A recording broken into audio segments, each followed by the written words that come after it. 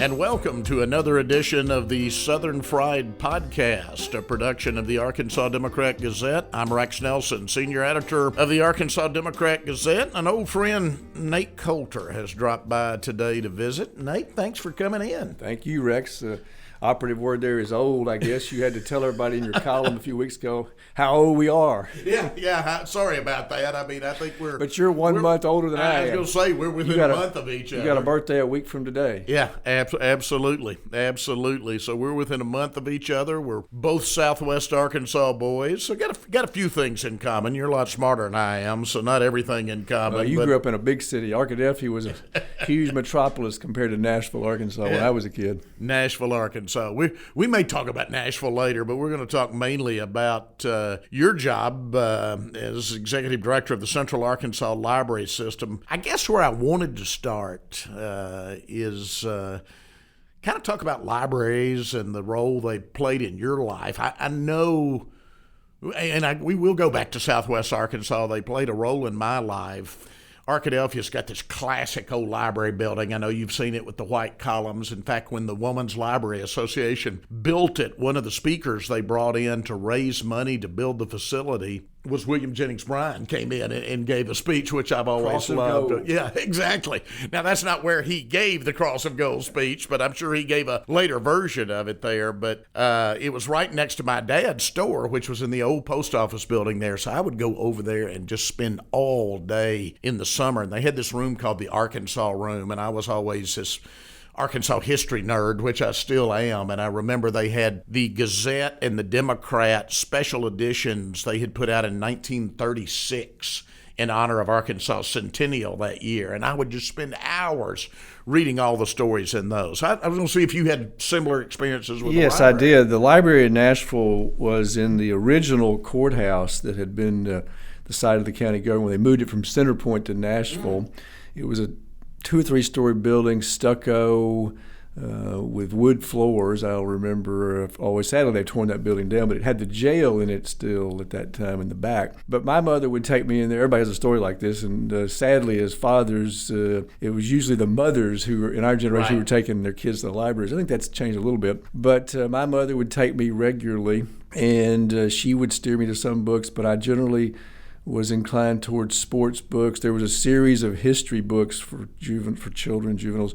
We were there at the Battle of the Bulge, or we were there at Gettysburg, and that sort of thing. And I was fascinated by those. A lot of sports books, of course, I was interested in. I was reading the Democrat sports section in the afternoon we could get in Nashville, and it would have the overnight scores. The Gazette, as as was being delivered by bus about 10:30 the night before. They had those early deadlines for us, so we couldn't get night sports scores in the Gazette. But one thing I tell people, and this is, I'm in an endangered species. I'm a Democrat in Arkansas now, but part of the reason was my mother steered me toward a lot of books when I was a kid about politics. And at that time, this would have been the late 60s, early 70s. There were a lot of books written about the Kennedys and Camelot, even for young audiences. And so I was swayed by that, sort of like Mike Beebe. He was a little older than I am, but he was influenced by the Kennedy era, and I guess I was too as a child. Mm-hmm. Interesting. So you had a long legal career, and then you make the decision to go to the Central Arkansas Library System. What went into that? Why this late career change for you? Well, part of the thing was I remember Bill Clinton used to talk about that in the modern era, the average person would have 7 jobs. Mm-hmm. I was way behind on that. I'd been a lawyer and sort of a failed politician a time or two, enabled you to get a nice run in government. I contributed indirectly to your career in the state government. But I had decided at some point, everybody has one of these little stories. I was driving back from a trial in Hot Springs where my friend Jimmy Simpson at the Friday firm had bested me in a case that I thought there was no way to lose. I said, maybe I need to do something else. I'm about to turn 50. I started scratching around. I had been involved in the library. Bobby Roberts was a good friend. I'd been on the board for 6 years. And as I say, as a child, I always was interested in libraries. I tell people now I was probably a nerd. I played sports, but I was really at heart a nerd.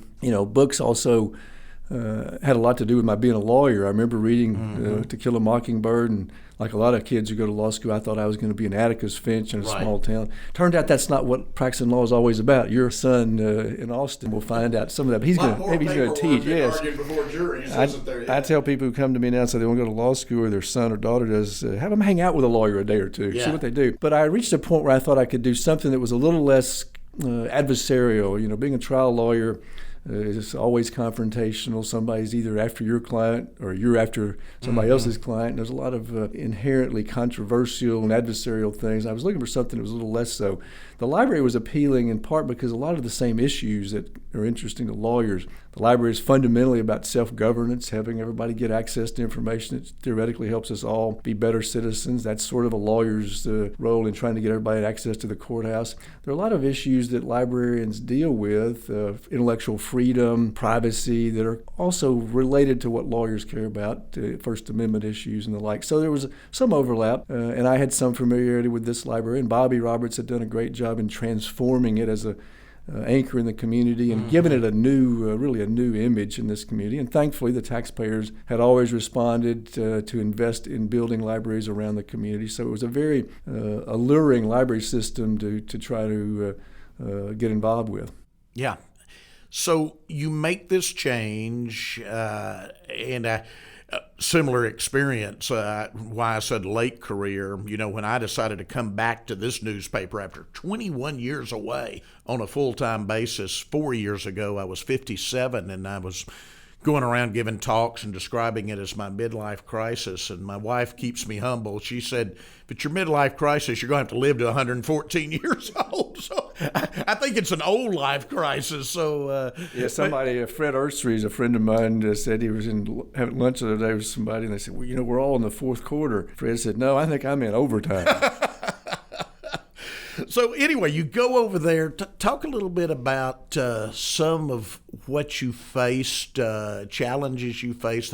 There's always challenges. And then again, the fact you mentioned our mutual friend Bobby Roberts, and Bobby did kind of become legendary in this community. And as you well know, there's an old saying, I use it for college football coaches, for instance, you never want to be the guy that follows the legend. You want to be the guy that followed the guy who followed the legend.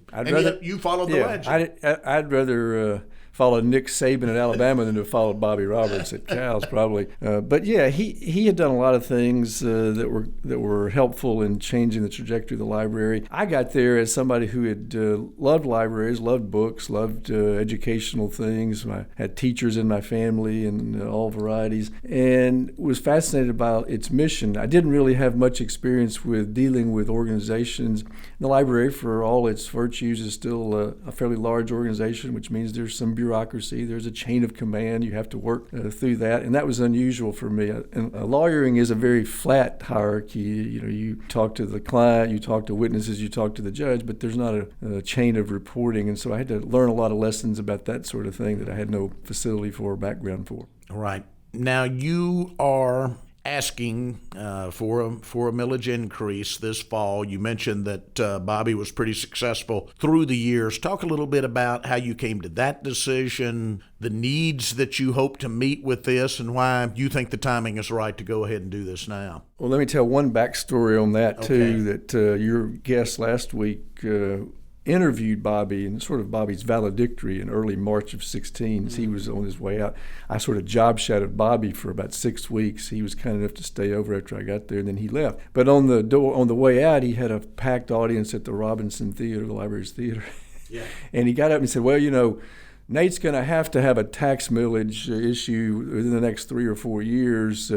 You know, maybe I got late in this career. I just didn't want to do it. But Nate's going to get – so he sort of left me that kindly left that on the – But the truth was we looked at lots of ways to try to avoid that. As much as I respected Bobby, I thought that may not be inevitable. We did a lot of things to try to save money. We reduced the staff. When I got there were over 300 employees. We're down to, I think in your column you said 260 full-time, and they're about 280 if you had the part-time folks. Okay.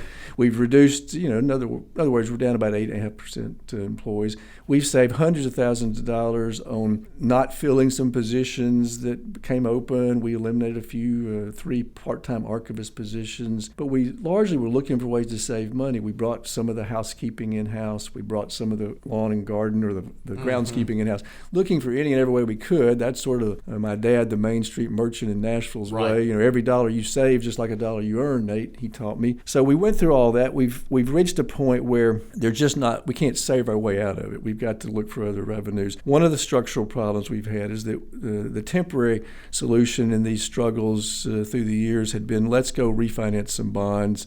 We're going to build some nice new things, and we'll use some of that to buy books, which is a driver of the operational budget that we're trying to satisfy. And the problem with that is you keep building things, wonderful things, the Children's Library, the Rooker branch on Stagecoach, my favorite one architecturally, really. We built new meeting rooms, we built the theater, we built all sorts of things since there's last been a millage increase for operations.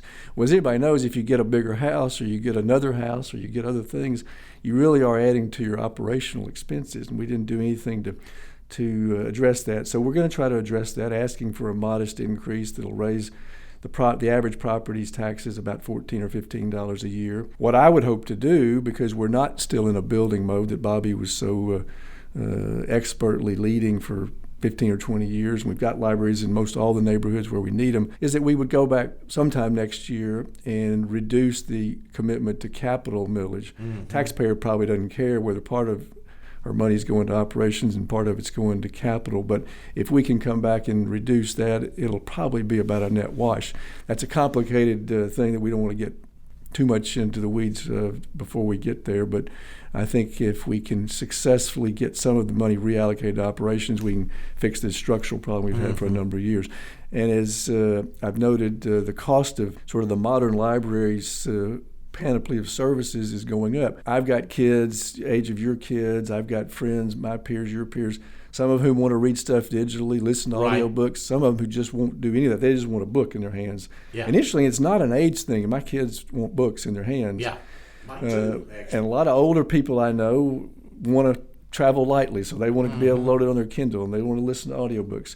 The truth is, for the library that's serving all those people, we've got to have books available on any platform, and we're going to do that. And it means more money. It costs more to provide digital content. The publisher's business model is so much more favorable to them. We don't own anything. We get to circulate it for a year or 2 years or a fixed number of checkouts, usually 26. And once that 27th checkout comes in, we've got to pay another chunk for the license to continue to have that book. But we want to do that, and we will continue to do that if we can get a little bit more money to apply to operations.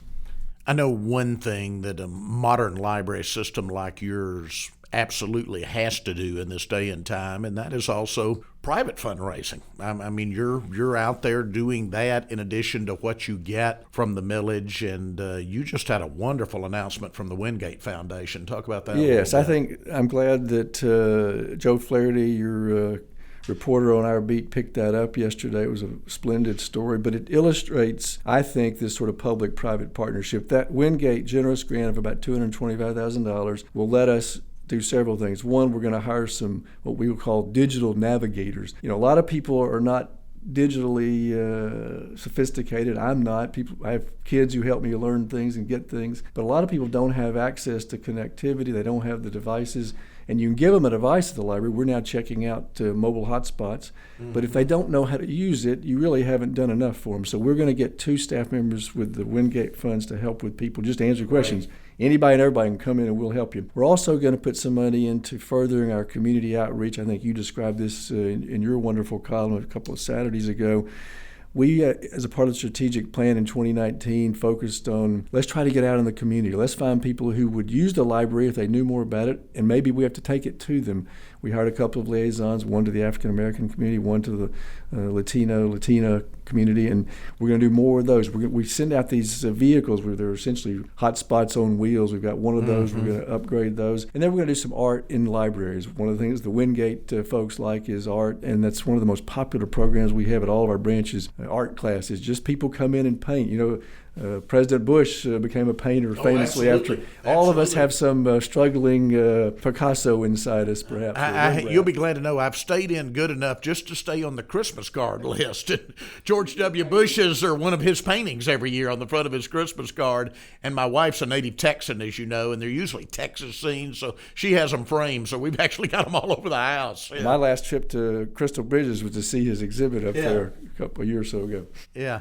So, but it illustrates. I think we're making a commitment. The taxpayers are, in some capacities along those lines I just described. The art, the digital navigators, and the community outreach. And I guess again, my bottom line point is that you're not depending anymore solely on the taxpayers. That you have to do, as a lot of institutions have to do, private fundraising also. Yes, one of the great things about this job is that I get to work with a lot of usually young and always passionate, committed people. Most all of them are smarter than I am. We hired Eliza Bournet away from Oxford talent, American, and as you know, and she's hit the ground running. I have mixed feelings about that because, as you know, I was a longtime board chairman of the Oxford American. I have a lot of friends that publication is very special to me. Yeah, but she's really, my board's meeting today, and I do a little report for them. I said, this is clearly, it's in the category of stating the obvious, but that grant came to us because Eliza's there, and she's doing great work. Yeah, absolutely. I just used the word, Nate, institutions. There are certain things, and I try not to overuse it, but there are certain things that are entities, a lot of things, and then certain things that are institutions. I'm biased. I came back here because I think that this newspaper is an institution. It's important to the whole state of Arkansas that we have a strong statewide newspaper. Absolutely. We're looking at all the history in this room, and the library, the Central Arkansas Library System, is an institution for Central Arkansas, and for Central Arkansas to be strong. You and I are both avid readers. I think you would agree with me. We need a strong library system. We need a strong newspaper, both. Absolutely. One of the things that, along with library interest, I was always interested in newspapers, and I subscribe now, I think, to 4 or 5 newspapers, including the one I'm here as the guest of, and appreciate it. But when I would go places, I was always interested in reading the newspaper on travel. And over the years, those newspapers started to deteriorate, I've noticed. Ours didn't. And I think we're really, really fortunate in this community, in the state, to have somebody who's committed to journalism in the way the Hussman enterprise is, and Walter is looking innovatively for ways to sustain this newsroom that we walk through and staff it properly, and to cover things like the library. And I do think the library is a part of that. It's a part of the educational piece. One of the things we want to do more of, and we think we do a lot, is to help parents, help teachers, the tech card, all these things that we can do that help kids, help parents help their kids. The math tutoring that we've started, another public-private partnership, the Walton donation down there, grant to set up a one-on-one tutoring with a lot of kids who are struggling in math. I had to quit helping my kids about the 4th grade with math, and a lot of parents are frustrated. So we think having tutors is a great thing. And the stronger the library is, the stronger the community is. There's a great quote, and you and I had the pleasure of having dinner with James Fallows here a couple of years ago when he spoke at the library about his book that he and his wife Deborah authored. And I was really amazed at Hank Kelly. He's such a hard hitter and a go-getter. He got Fallows to come back and speak virtually to Rotary not long after he was over at the library. Yeah.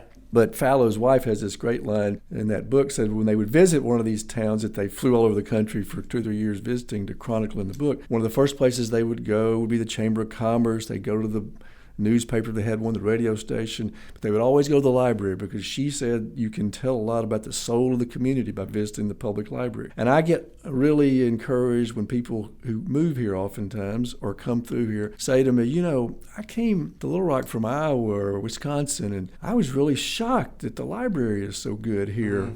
And it's a compliment, but it is. As a native, and you'll get this, there's a little bit of a sort of, speaking of George W. Bush, the soft prejudice of low ambitions, low expectations. Low expectations. It's like they don't expect it, but Little Rock is overachieving. Central Arkansas is overachieving, absolutely, with the newspaper, and we hope with the library. And in a few minutes we have remaining, I want to talk about Central Arkansas a little bit. Again, I think one of the things you and I agree on is that our state's largest city, Little Rock, will never achieve its potential without the Little Rock School District doing well. And I know you touched on some of them, but I know the Central Arkansas Library System, you've worked with Mike Poore, the superintendent over there. You all are pretty closely connected with Little Rock School District, aren't you, on projects? Yes, absolutely. We think, the library is all about collaboration and looking for ways to be partners. Mike Poore, when he was not even here, was calling me on the phone. Somebody in Bentonville had told him, or some friend of his who knew me told him, I think it was one of your friends, one of our other mutual Southwest Arkansas friend, Del Boyette. Yep. And he called me along with scores of others, and he said, Nate, I want to do something when I get down there to work with your library. We've done it in Bentonville. It's this tech card. We'll get these cards for all the kids in all the schools, and they can use your digital resources, and we did that. But that's just one example of a lot of the partnerships. The nutrition program we're doing with the schools. We had the nutrition supervisor for the district working this summer to hand out meals with another partner using our children's library. Children's International is a great organization in the community. Their office, headquartered on the campus of UA Little Rock. They had some campers for a summer program. They wanted to do it at the children's library on 10th Street. And we said, well, let's get them a hot meal. And so we went to the Little Rock School District. But over and over and over, we think we can help the community by forging partnerships with others, getting people together. I was in a meeting yesterday. We're coming to a point where I think there's going to be some exciting news down near our children's library on the Jonesboro Drive over there. It's really the only access pedestrians and bicyclists have to get across 630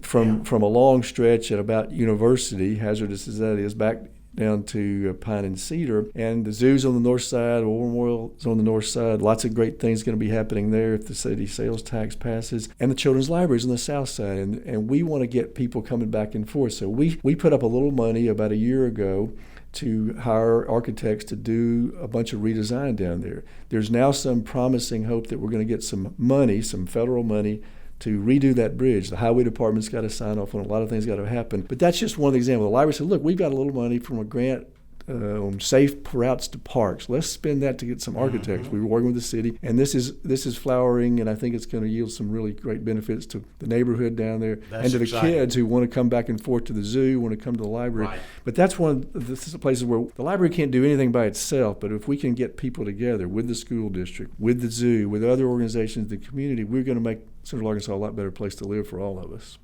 And talking about things that are institutions, things that are anchors, things that will make Little Rock the city that it really should be, with the remodeling of what was the old phones warehouse into the main library, and then really you built a whole campus, or Cal's built a whole campus down there. Talk a little bit about the importance of being downtown. I know you've got branches everywhere, but the importance of being downtown and the importance of, again, I think you and I agree on this, the importance of downtown succeeding as we go forward, that you don't have a rotten core like a lot of cities across the country have right now. Yeah, that was clearly one of the themes in Fallows' book, Our Towns, is that a lot of these places have overcome economic dislocation and global economy, but they've all gone back to their downtown, whether it's Greensboro, or Greenville,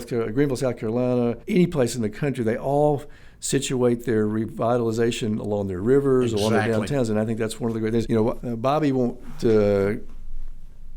he's too modest to do this, but the real beachhead was established down there with the Central Arkansas Library redoing that Phones Brothers warehouse. That was before the River Market Pavilion, long before the Clinton Presidential Center. So when Bobby went down there and identified that building as a place, was a pioneer. There were tumbleweeds. It was, a lot of broken beer bottles. I know that. I remember when I was a summer associate, or maybe even when I was a runner at the Wright, Lindsay, and Jennings Law Firm, they rented some space for their cold storage over there in Mr. Hussman's, we called it the Terminal Building. It's now at the Museum of Discovery and a bunch of swank offices. The building was the original name. That's where the Wright firm stored all of its old files. And it was sort of a trip to go down there from the Worthen Building, now Bank of America. So that was remote in some ways, but Bobby saw the vision and put the library down there.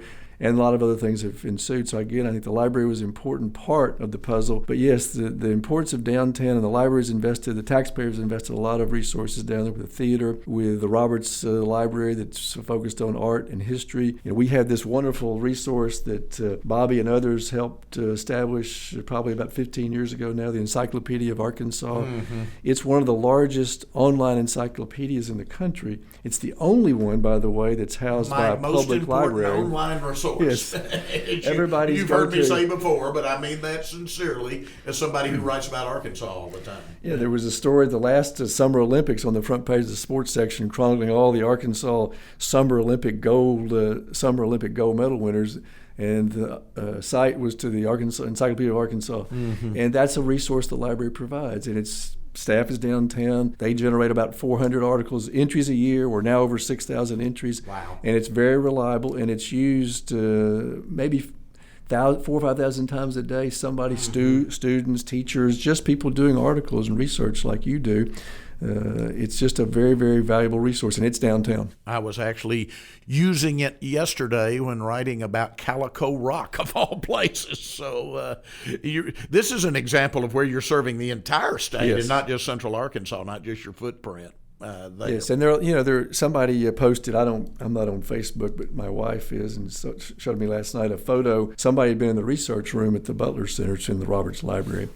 And they had seen a photograph of somebody taken at what looked to be a public polio vaccination clinic back in the day, I guess. And they just stumbled on it in a scrapbook up there, so they were posting it on Facebook. That's the sort of thing that we've got to harness that resource and do a little bit better job of getting it out there, because there are all sorts of things like that. And I tell people all the time, if we can take the history that's in our archives and our special collections and make it relevant to people today, I say we want the 8th grader in middle school to know about what went on years and years ago. That makes it real for them if they can relate it to something that's going on today. So there's another example about that, I guess, when there was all the turmoil last summer after the George Floyd murder. Right. There was a wonderful EOA, extensive EOA, and it's been one of the most popular in the virtual period that we've had. Legacies and Lunches attended sessions about the effect that the freeway coming through Little Rock had on 9th Street and the community that's south of that, and how it left us with this sort of divided community in terms of socioeconomics and race. But the library, again, was providing that sort of information for people to digest and to relate something in our past to where we are now.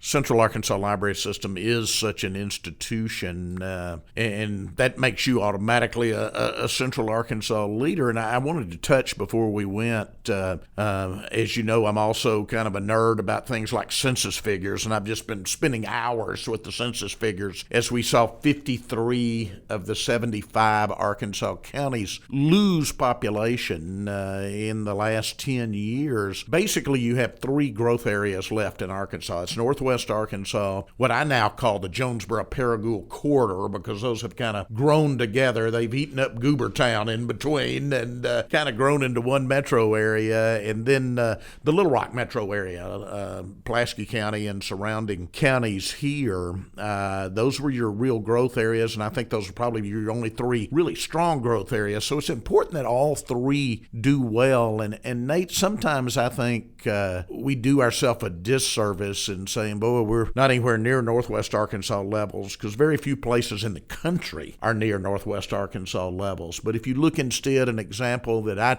tend to use to make people in Little Rock feel better, let's go back to 1980, and to you and I anymore, that doesn't seem that long ago. And you look in 1980, Jackson, Mississippi had 200,000 residents. Little Rock had 160,000.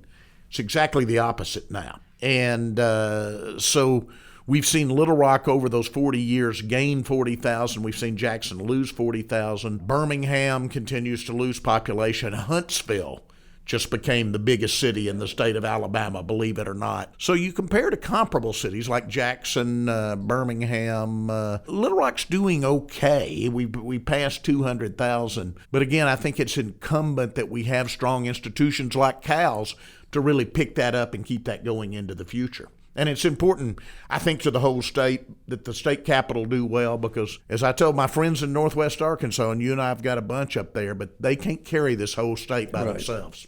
Well, and it's different. There are a lot of wonderful things up there. My parents both were fortunate enough to get educations in Fayetteville. One of my children has. I was fortunate enough to be on the law school faculty up there for 2 years. But Little Rock is different. We've got the river. We've got the state government. We've got the center of healthcare here at UAMS. And it's not a zero-sum matter. I had a good friend up there several years ago who was telling me about Crystal Bridges and how wonderful it was, which it absolutely is.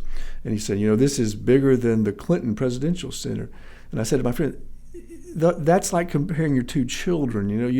One's not at the expense of the other, and we don't need to think of it like that. And I think Little Rock has to focus on its strengths, its uniqueness, its assets, and the things that it does that are going to make it thrive. And I do. I wish had our population grew at 4.5 or 6%. You wish it had been twice that. Right. But the reality is, if you grade yourself on the curve by looking at other places that have comparable economic resources, comparable populations, then we're doing pretty well. I think the question should always be, can't we do better? So much better than Jackson, so much better than Shreveport. Right. That's another one I might mention. Yes, and it's really losing population. We don't need to, spend a lot of time patting ourselves on the back. We still got challenges, and we can deal with those. And the library, I hope, is in the center of facing some of those. But I'm optimistic about the future of Little Rock. And I know your guest last week, our friend Skip, when he spoke to Rotary, said that, in some ways Little Rock has to stand up and sort of separate itself from some of the negativity that may be associated with the whole state. Mm-hmm. He didn't spin that out. But I do think we have a lot of things that people can feel good about if they're looking to come to Arkansas. They can think about Little Rock as well as the other two population growth areas that you've identified. I wish all the counties were growing. I was sad to see that my home county, Howard County, lost population. And I just, it's not a unique thing to Arkansas. The majority of rural counties in the country are losing population. There were some signs of this when I started hearing from my lawyer friends 10 years or so ago that it was harder and harder to get lawyers out of law school, and I assume this is true for doctors, I know it is, to go to places that are small town. The things that you and I thought were benefits to growing up in a small town don't seem to be as attractive to those folks. There are one or two counties now in Arkansas that don't have any lawyers. Mm-hmm. And I assume that kids out of law school would rather be in Jonesboro or Fayetteville or Bentonville or Rogers or Little Rock or Conway or someplace where they sense there's more to do and they sense that they may not be excited to live in small towns. So I don't know what you do about that, but the reality is we still have to take advantage of the places that are growing and try to strengthen them in ways we can. I hope the library can participate in helping that happen here. That's a good note to end on, I think. Nate, thanks. Thank you. I appreciate it. Really appreciate it. Nate Coulter from the Central Arkansas Library System. Thanks for listening. Let me remind people the election of the library is November the 9th. There are two other elections between now and then. We're patiently waiting our turn, but we hope people will remember the date of November the 9th. And if you are persuaded that it's a good investment in your community and the library that serves it, we hope people will vote yes. Thanks, Nate. Thank you for joining us for this episode of the Southern Fried Podcast. I'm Rex Nelson, Senior Editor of the Arkansas Democrat Gazette, and we'll see you next time.